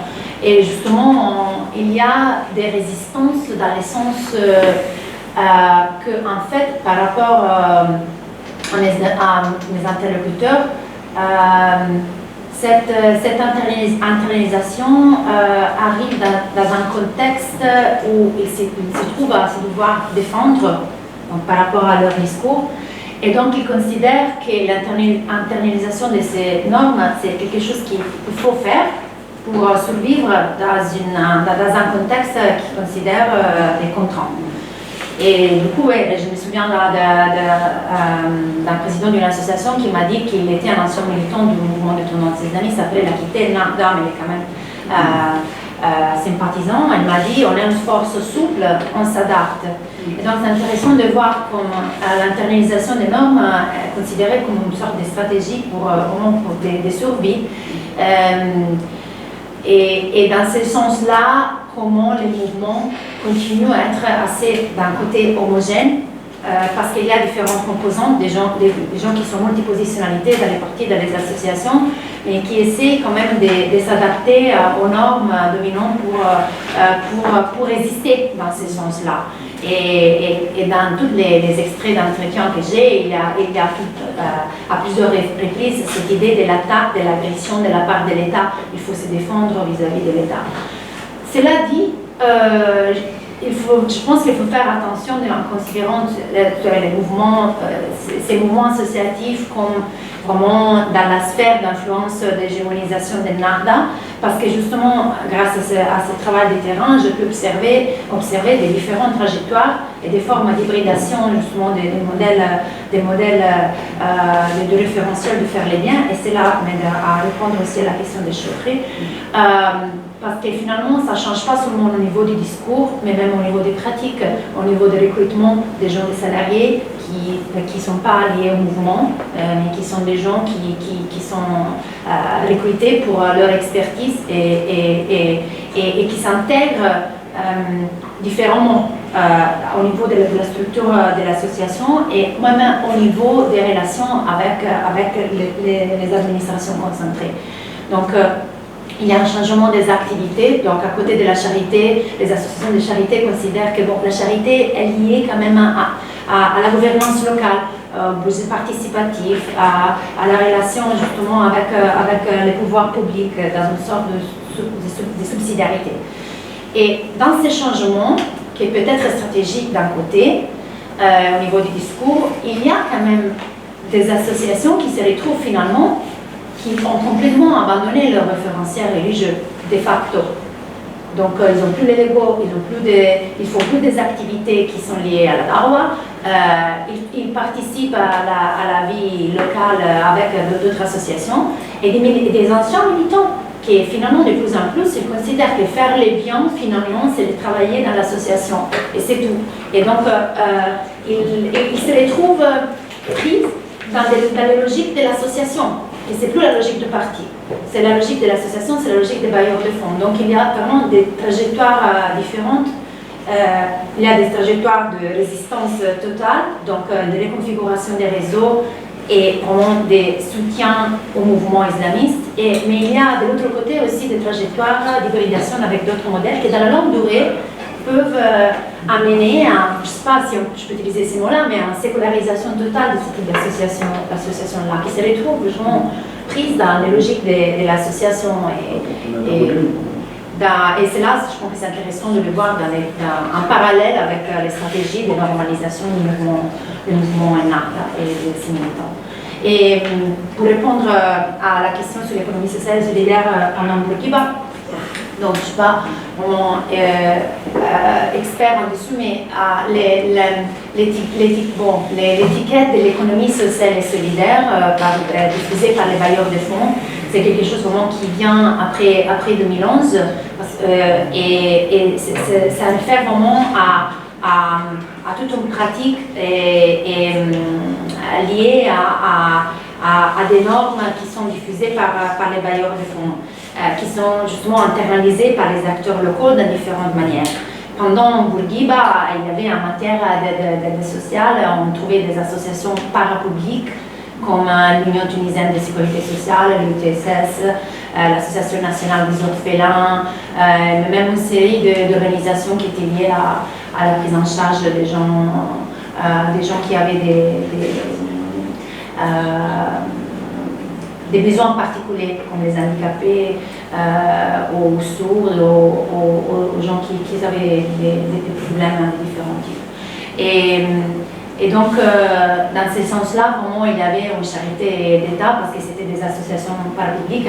Et pendant l'année, en 1992, a été créé le Fonds de solidarité nationale, qui était une nouvelle institution gouvernementale qui était destinée à la collecte des fonds sur base volontaire pour permettre des investissements publics dans des projets de réduction de la pauvreté.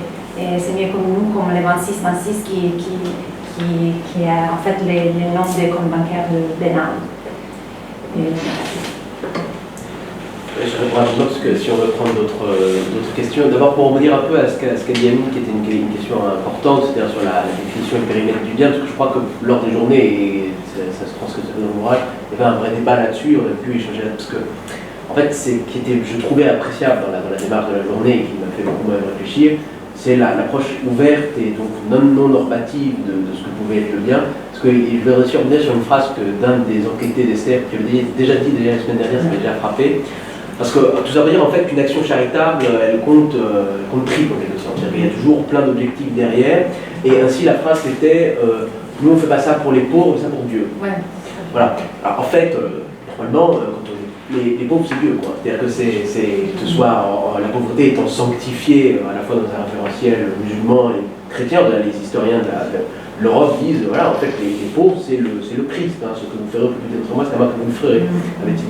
Donc, en fait, on aide un pauvre, on se rend agréable à Dieu, on maintient un ordre social, on fait tout ça dans un même geste.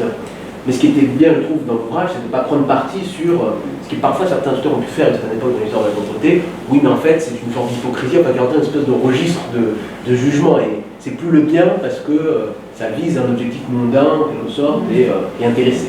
Voilà, je trouve que là, ce qui est bien, c'était de ne pas fermer ces formes, quelque chose qu'on ne peut pas fermer le chercheur en sciences sociales.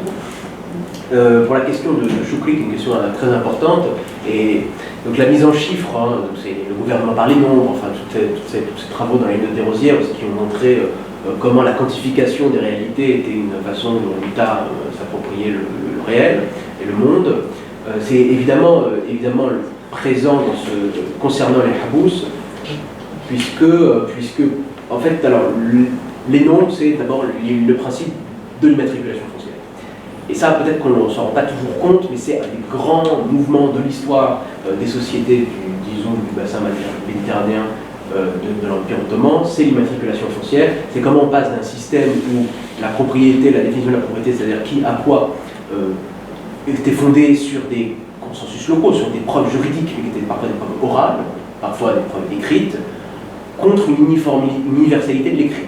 Ce que l'Empire ottoman fait durant les temps immatres, Tapou, et ce que vont faire les Français en Algérie, en Tunisie, au Maroc, en disant ces types de preuves par l'oralité. Vous savez, l'idée que si vous réunissez 12 témoins honorables, vous pouvez confirmer que la terre vous appartient et que vous n'avez pas ce bien, cette preuve n'est plus reconnue. Évidemment, la conséquence, c'est que là où le pouvoir local, la force du local avait encore une emprise sur les équilibres économiques, elle passe au sein de l'État qui peut rentrer dans des grands registres qui, à fois, là, le met par écrit.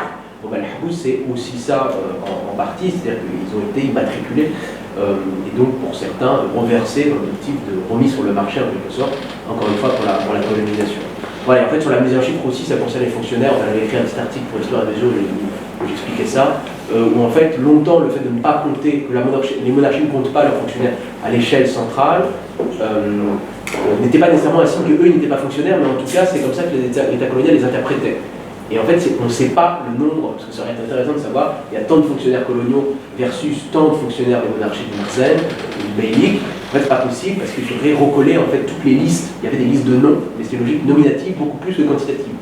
Et on passe en fait à une logique quantitative avec la réforme de la fonction publique, parce qu'en fait, dans le fond, on commence à compter les choses quand on veut qu'elles diminuent, et on peut voir combien ils coûtent aussi, et c'est à partir de ça qu'on commence à compter les fonctionnaires, ce qui répond aussi à la question de monsieur sur l'institutionnalisation. En fait, fondamentalement, le WARF devient un bien, un type de propriété, c'est un type de propriété en fait, le WARF, qui n'a plus cours à partir de 1957 et qui, comme en France, en fait, est agrégé soit au domaine public, c'est-à-dire que tous les WARF publics rentrent dans le domaine public, donc la propriété de l'État en quelque sorte, comme c'était le cas des biens des congrégations religieuses, et pour les WARF privés, c'est-à-dire quelqu'un vous a versé de l'argent via un WARF comme bénéficiaire, en fait ce bien vous appartient directement, vous est donné, devient une modalité d'héritage.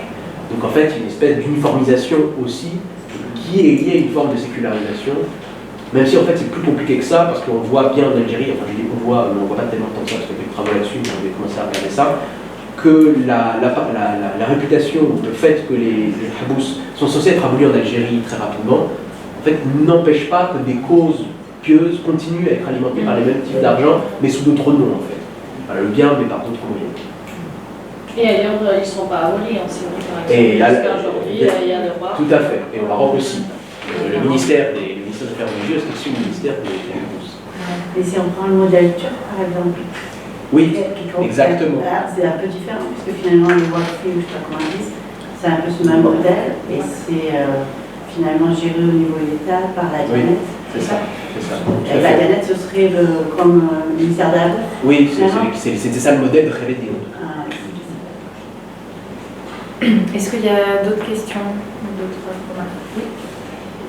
Merci beaucoup pour cette présentation qui donne envie de lire l'ouvrage et d'en savoir plus à nous qu'Annie Cohen, anthropologue. Merci encore. Moi, j'ai trois petites questions en lien avec la question de Annie sur les mondes de la malfaisance versus les mondes de la bienfaisance. Ça m'a fait penser à une espèce d'entre-deux via la question de l'endettement. C'est-à-dire que faire le bien, c'est aussi endetter. Et voilà, est-ce que vous avez rencontré cette question de l'endettement sur vos études, vos terrains? Ça endette qui? Selon quelle modalité? Quelle est la répondance des bénéficiaires à cette question de l'endettement qui peut être provoquée ou non, je ne sais pas, par les pratiques du bien? Donc là, c'est une première question en fait à laquelle j'ai pensé quand je me suis dit il y a bienfaisance, malfaisance, et il y a aussi beaucoup de pratiques intermédiaires qui peuvent faire penser à ça, comme celle de l'endettement généré par les pratiques du bien. Il y a la question de la méthodologie, voire épistémologie. Quand on mène des terrains aujourd'hui qui consistent en une immersion, je ne sais pas, dans les associations, comment faire le bien soi-même, participer en tout cas à des pratiques du bien soi-même en tant que chercheur, parce qu'on travaille dans ces associations, etc., si vous l'avez fait, ou si d'autres l'ont fait dans l'ouvrage. Dans quelle mesure faire cette expérience soi-même en tant que chercheur nourrit la réflexion, nourrit l'analyse, si vous avez trouvé à certains moments que cette question épistémologique-là méritait d'être traitée parce que pour l'analyse, elle était vraiment enrichissante et utile et importante.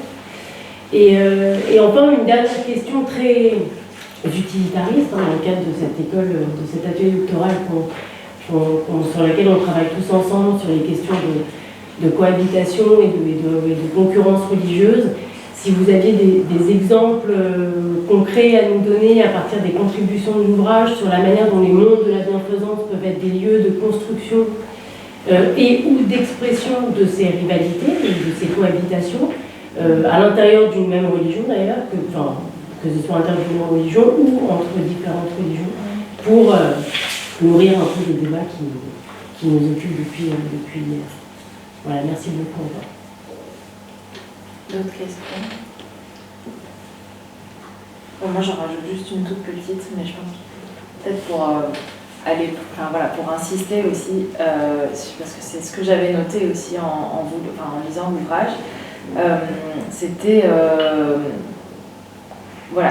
quelles sont ou quelle est la spécificité des pratiques du bien. Voilà. Même si vous n'avez pas établi de critères en amont, parce que moi ça me fait écho, on parle évidemment par rapport aux travaux qu'on mène par ailleurs.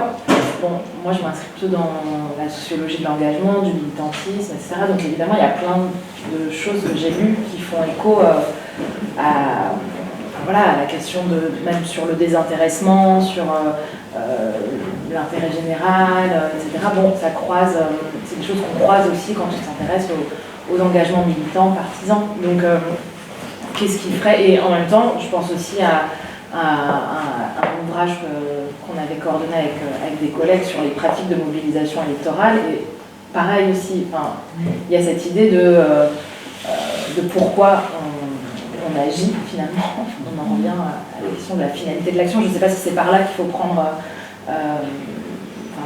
si c'est par là qu'on peut apporter une définition plus affinée, mais j'insiste un peu pour voir si ça peut nous mener. Tu veux commencer? Moi je n'ai pas créé de nation pieuse, donc je vous laisse parler de l'opéra. Moi sur l'endettement, en fait, c'est pas une question qui est traitée Elle n'est pas traitée comme ça, mais on peut penser que la mise au travail des bénévoles dans les subventions du chapitre de la Sobry, c'est aussi comment payer sa dette. Est-ce que de ce type d'endettement dont tu parles ou... ou l'endettement moral, ou l'endettement voilà, dans la relation. Ça engage, voir celui qui donne, celui qui reçoit, etc. Mais on ne l'a pas abordé clairement de front, mais on retrouve des oui. Oui, en fait, moi il y a juste un élément, pas tout à fait la réponse à ta question, mais il y a quand même l'idée du marché réciproque, et qui est un marché spirituel, c'est-à-dire que les requérants, quand ils écrivent au bec pour lui disait de l'argent, ils lui disent Dieu te le rendra très précisément, Dieu compensera même cet argent. Ouais. Donc c'est abordé en filigrane dans plusieurs, notamment quand on est pris en compte la question des interactions, en fait, nous avons dans la partie 2 entre les différents acteurs du bien. Et si je peux, donc moi je voulais répondre à la question sur la malfaisance et puis aussi le point que tu as souligné Leïla, puisque quand tout à l'heure j'ai dit c'est une définition qui ouvre de nouvelles portes et pose de nouvelles questions, mais parce que finalement, quand on dit, la définition qu'on a donnée, c'est une définition qui met en lumière le principe qui anime une action. Donc en fait on replace la question de la définition sur finalement c'est quoi le bien.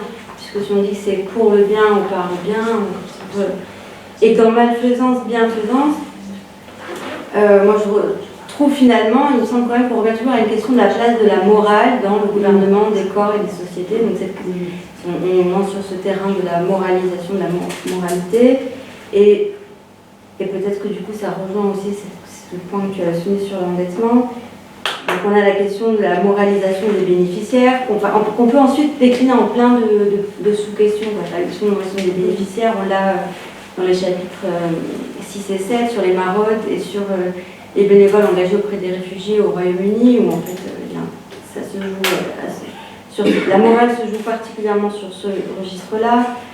En fait, on a plusieurs cas limites ici sur des pratiques de bien pour réfléchir à la question de la morale. Qu'est-ce qui est une bonne cause? Qu'est-ce qui est un bon public et bon bénéficiaire? Comme le chapitre d'Almonier sur l'association des American Friends, qui vont soutenir des musées français.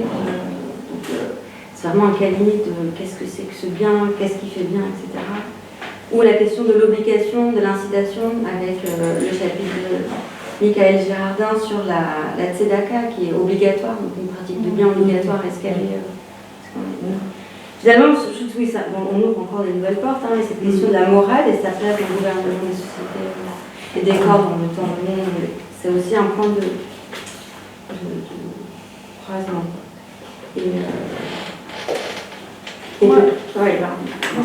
Je vais juger par rapport à votre ouvrage sur les pratiques de campagne. Je trouvais qu'il y a un truc qui se joue aussi dans cette question de la morale aussi, c'est tout ce qui est dépolitisation et de ces pratiques de bien volontaire iranien, c'est clairement une forme d'engagement légitime, autorisé, banalisé dans la vie publique, mais qui fait l'objet de tout un travail de dépolitisation, même si c'est éminemment politique en soi. Voilà, donc je trouve qu'il y a, peut-être ça peut être un des l'universalisation, la dépolitisation de ces pratiques. Moi, je peux juste ajouter par rapport à ta question sur l'endettement, c'est vrai qu'elle n'est pas traitée dans l'ouvrage, mais en t'écoutant, ça m'a fait penser aussi aux travaux sur les clientélismes ou la notabilité, où tu peux retrouver un peu les notables du quartier ou les notables d'une ville où il est justement obligé à distribuer et peut aller même, je ne sais pas si jusqu'à l'endettement, mais vraiment dans cette obligation pour entretenir un peu sa position de notabilité à la limite, vraiment en donnant pratiquement plus qu'il n'en a. Et peut-être il y a des travaux d'historiens sur ça. Je ne sais pas, en tout cas. Mais voilà, ça peut être un lien. Sur tu vas répondre sur la question de la méthodologie épistémologie. Moi, quand j'avais fait ma thèse sur les associations de bienfaisance en Syrie, j'avais fait du bénévolat pendant plus d'1 an et demi pour faire aussi l'observation participante au sein d'une association justement pour les handicapés, les Ahtiyat al-Khassa, qui était une association chrétienne parce que c'était plus facile d'accès. Et en effet, du coup, j'avais pu lier des liens vraiment émotionnels, aussi bien avec les bénéficiaires qu'avec les membres de l'association. Et je les reflète un peu dans ma thèse. Et ensuite, plus tard, quand j'ai commencé à travailler sur les associations humanitaires syriennes, à la suite du processus révolutionnaire et de la guerre, là aussi, j'ai pas fait vraiment de l'observation participante parce que j'ai travaillé avec des acteurs qui sont à l'étranger, donc il n'y a pas vraiment, et qui travaillent surtout en Syrie. Mais en tout cas, là encore, cette proximité, il y a des liens émotionnels qui se créent très très forts et qui justement ont un impact aussi sur ce que je produis. J'ai écrit un article par exemple sur les émotions des anciens combattants et je reviens sur ça, un peu sur les contextes de l'entretien parce que c'est des moments très forts où justement on parle des sentiments et on remémore des moments très durs et du coup vraiment il y a voilà, ça a un impact aussi sur ce que la personne va me raconter et sur moi-même en fait. Et sur cet attachement à ces sujets-là. Et juste par rapport peut-être à la question de Leïla, qui pour moi n'est pas du tout facile, moi je dirais que cette spécificité réside peut-être dans l'idée de l'échange, de la relation morale dont Sahar a beaucoup parlé, mais aussi dans la mobilisation d'un registre par les acteurs, donc des registres des justifications qui ressortent assez souvent, mais aussi les dons de soi, que ce soit au sein d'une association, au sein d'une institution parapublique, pour les maraudes, etc.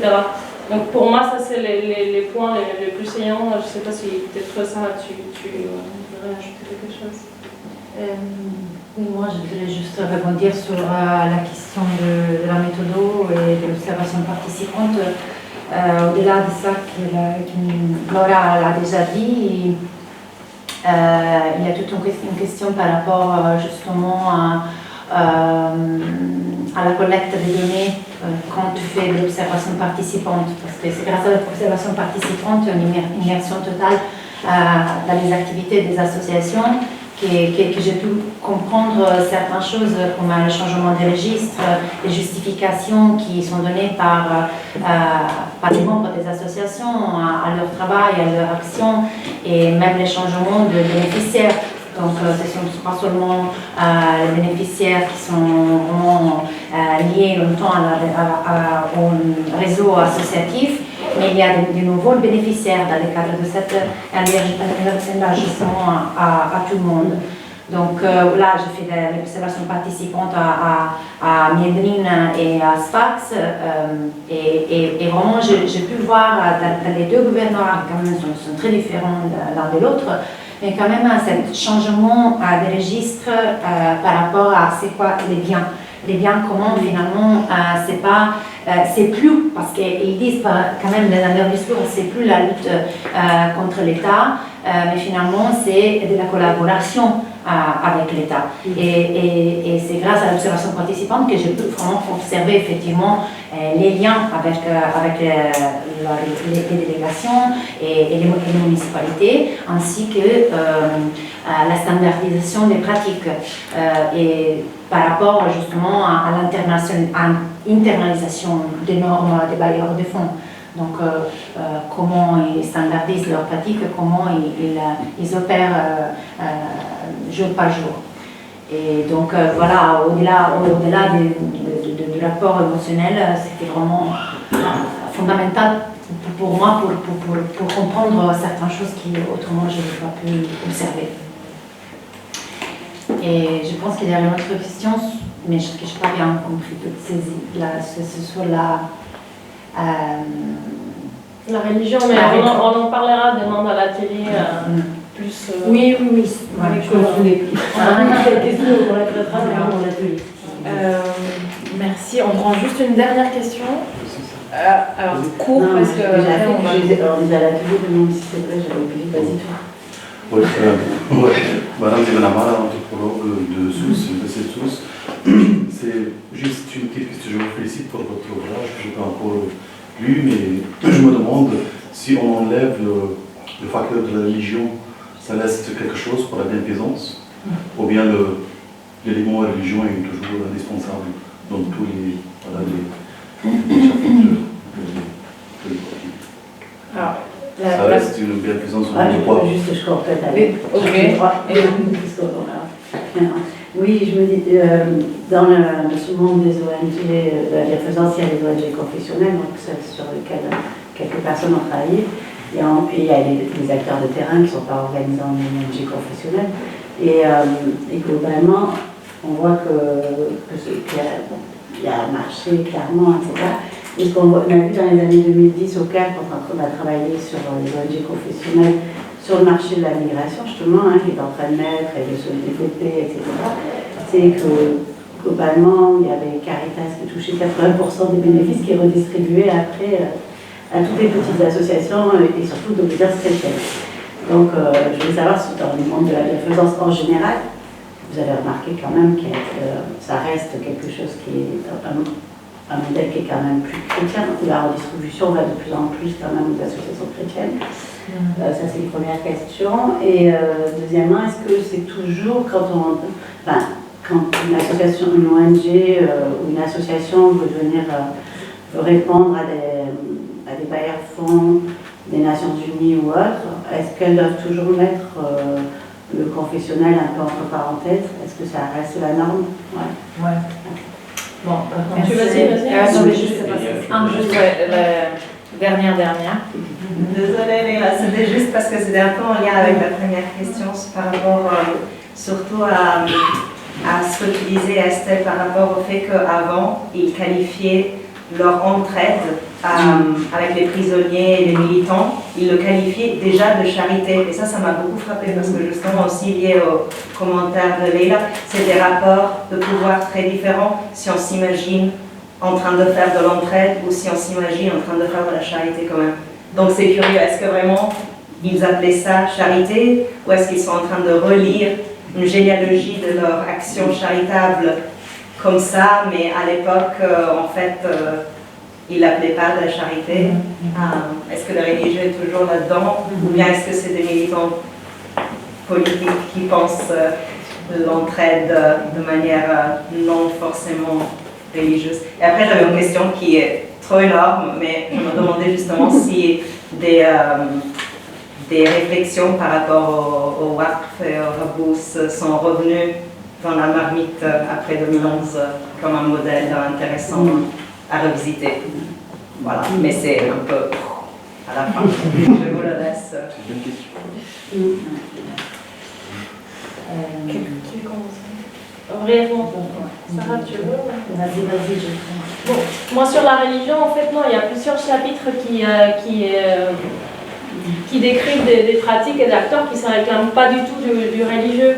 Je pense par exemple à la solidarité des individus vis-à-vis des migrants qui arrivent au Royaume-Uni. Ça, c'est des acteurs qui parlent plutôt en termes de solidarité et n'évoquent pas du tout les registres religieux. Il y a aussi le chapitre d'Anne Monnier sur la philanthropie des American Friends. Là encore, c'est des logiques complètement différentes, extérieures à la religion. Le chapitre de Sylvain Nordiec sur les pratiques des responsables des magasins, des carrefours, qui là s'inscrivent dans d'autres logiques par rapport à la taxation, au fisc, etc. Et donc là, encore une fois, on n'est vraiment pas du tout dans les religieux. Aussi, quand on parle d'ONG internationales qui ne sont pas du tout religieuses non plus. Donc il y a beaucoup de chapitres qui abordent la question autrement.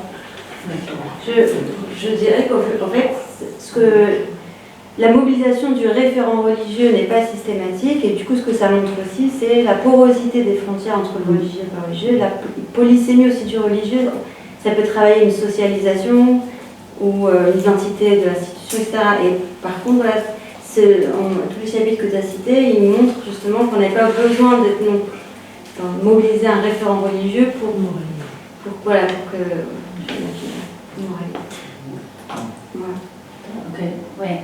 merci pour les questions.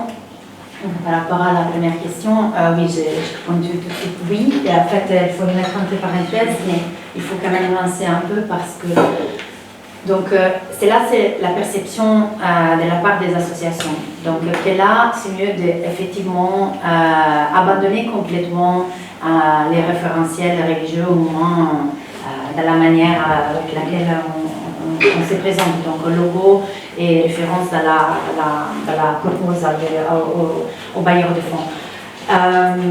Et donc voilà, là c'est les standards. C'est intéressant de voir quand je fais des visites chez les associations, tous les appels à projets échoués qui n'étaient pas sélectionnés.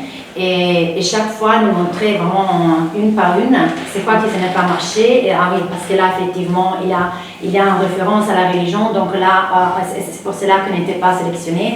Et c'est pour cela alors que donc, dans la nouvelle proposition, on va enlever ces petits mots qui renvoient à même loin à la religion. Après, il faut dire que j'ai fait des entretiens même avec les bailleurs de fonds, donc l'écosystème des bailleurs de fonds n'est pas homogène non plus. Donc, je parle des bailleurs de fonds occidentaux.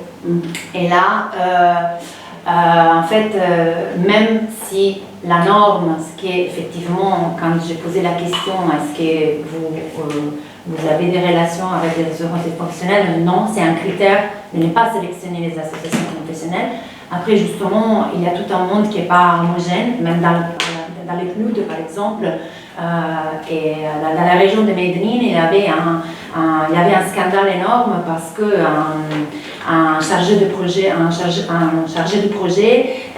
il a sélectionné des associations caritatives qui étaient dans les projets du PNUD. Et cela a causé tout un scandale au niveau du PNUD.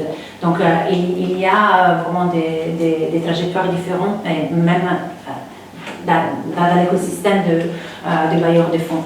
Et ça dépend vraiment des individus aussi, et comment ils décident de financer ou d'inclure dans toutes les façons les associations caritatives. Et l'autre question, Valentina, merci beaucoup. En fait, je dois dire que la référence à la charité est vraiment liée, au moins au niveau du discours, à l'idéologie des frères musulmans.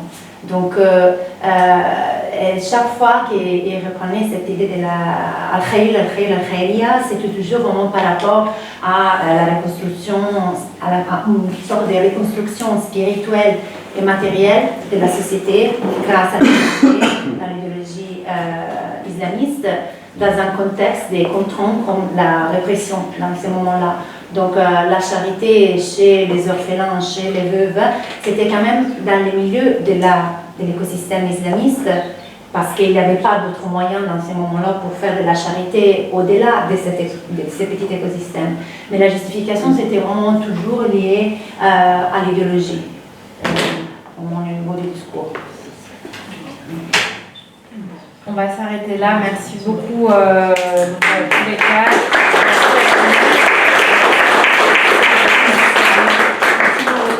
Merci. Donc c'est des questions qui vont se prolonger dans le cadre de l'école doctorale et puis dans d'autres cadres. Merci beaucoup.